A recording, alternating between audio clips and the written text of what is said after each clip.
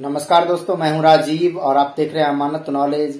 दोस्तों, आज हम जानकारी प्राप्त करेंगे कि एक जमीन रजिस्ट्री कराया है, लेकिन उसमें खेसरा नंबर गलत है, चौहद्दी गलत है, ये दोनों चीज गलत है।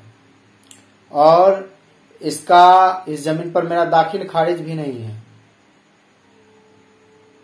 इस जमीन पर मेरा दखल कब्जा भी नहीं है और इस जमीन को खरीदे हुए 40 साल हो चुके हैं। तो हम क्या कर सकते हैं, क्योंकि जिनसे हमने जमीन खरीदा है वो व्यक्ति भी मर चुके हैं।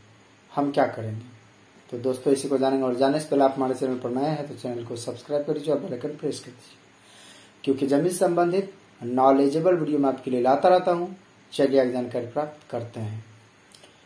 तो दोस्तों, यदि इस तरह की बात है कि किसी जमीन को हम खरीदे हैं, उसकी रजिस्ट्री करवाए हैं, रजिस्ट्री करवा लिए, तब उसमें पता चलता है कि जो विवरण है उसमें खेसरा नंबर गलत है, चौहद्दी गलत है और वह जमीन हमारे दखल कब्जा में भी नहीं है। 40 साल हो चुके हैं और वह आदमी मर चुका है। मतलब जिससे हम जमीन खरीदे थे उनका देहांत हो चुका है, वो मर चुके हैं। तो अब हम क्या करें?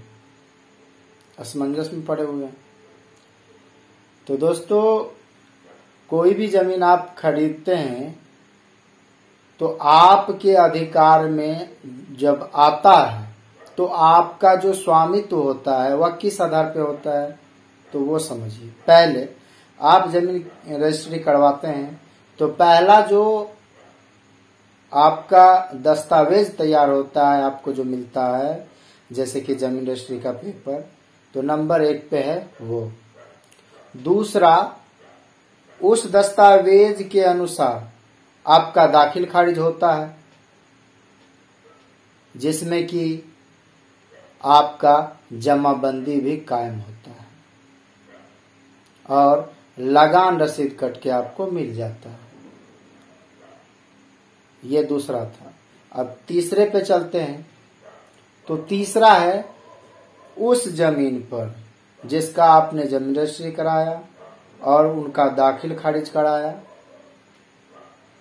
उस जमीन पर आपका दखल कब्जा होना चाहिए।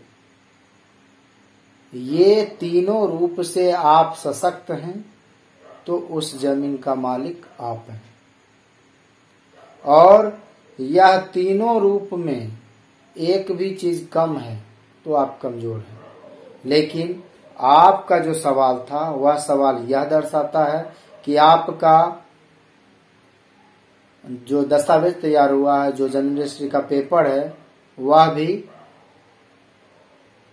कमजोर है, वह भी सही नहीं है। तो उसके आधार पर जाहिर सी बात है कि आपका दाखिल खारिज भी नहीं हुआ होगा। अब दाखिल खारिज नहीं हुआ है और उस जमीन पर आपका दखल कब्जा भी नहीं है। चलिए, ये तीनों चीज नहीं है तो समस्या सॉल्व हो सकता था। लेकिन इसके बाद एक और समस्या है कि जिनसे आपने जमीन खरीदा उनकी मृत्यु हो चुकी है।